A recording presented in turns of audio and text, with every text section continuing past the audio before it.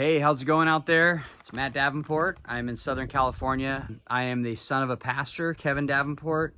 I have been in business after going to college.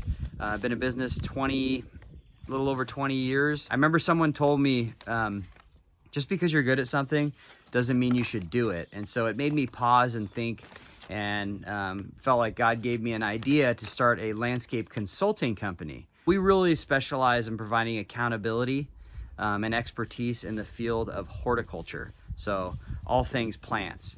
So that's really who I am and what I do. Since then, it's been a long, hard fight, as many of you people know that have ever started a business or a church or started anything. It's very, very difficult to sort of start it from the ground up. But I can tell you 12 years later, I have 9 employees, and it's been kind of an amazing ride. Teamwork is so important to me. I don't think anything of value can be done without a team. There's no Lone Ranger success stories that I'm aware of, or certainly that I wouldn't want to emulate. And so with this team, we have team members that range from their 70s all the way down to their upper 20s. And so there's a dynamic of trying to bridge the gap between experience and training up the next group and learning how we do things and how we can do them better. But more importantly, I mean, in the grand scheme of things, did I think that God needed a landscape consultant? So when he was forming like the foundations of the earth, thousands and millions and gazillions, hundreds, you pick the number, of years ago, did he say, I really need a landscape consultant in 2008. That's what I need.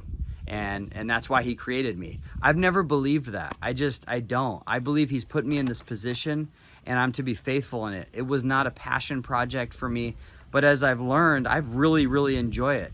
You know, our team, and I've been fortunate enough to be around them and to lead them in a way that I would want to be led. I take this line from my dad. He always says that he's trying to build a church that he would want to go to.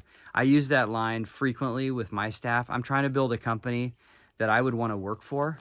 And what would that company be? What kind of company would I want to work for?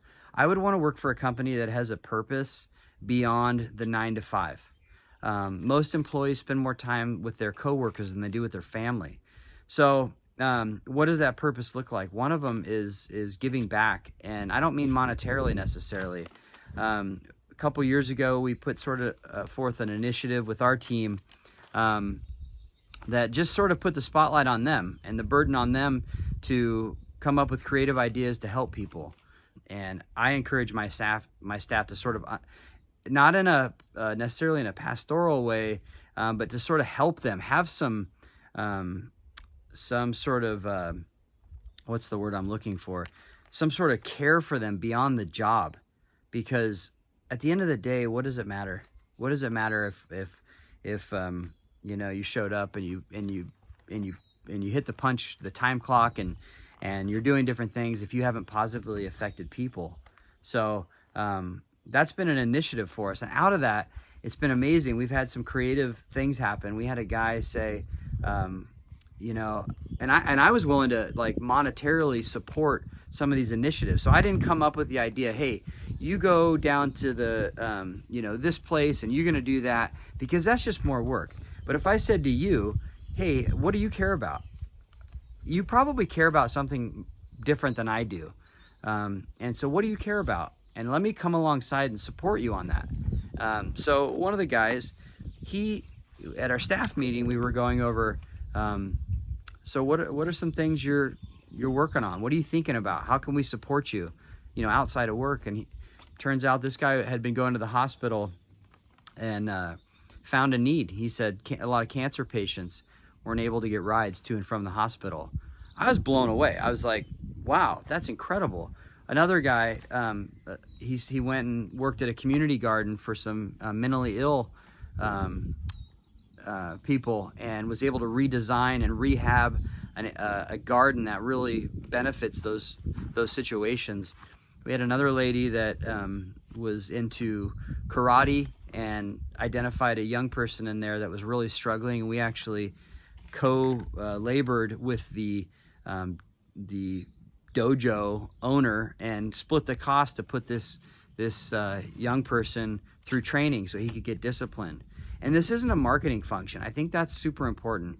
There's a saying that really keeps me on track, and I don't know if it's credited to Martin Luther, but it says something to the fact of Christian businessmen or Christian shoemakers aren't responsible for putting little crosses on their shoes. In essence, that's not what makes you a Christian shoemaker.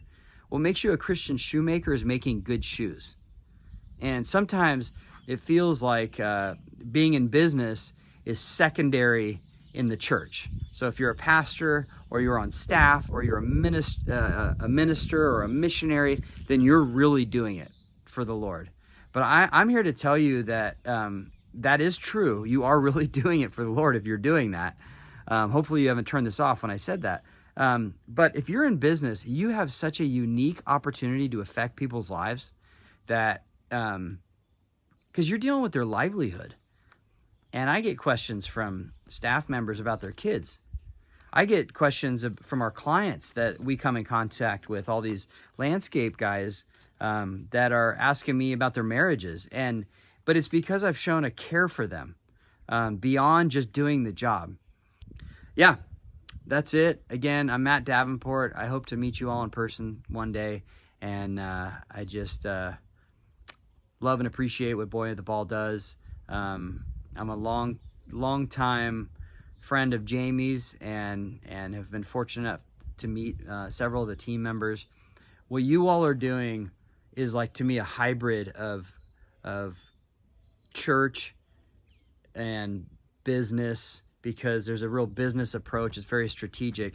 There's a word for it, and it's just kingdom. You can't describe what you're doing. And I think at the end of the day, if the indicator to me that God's in something is that it multiplies.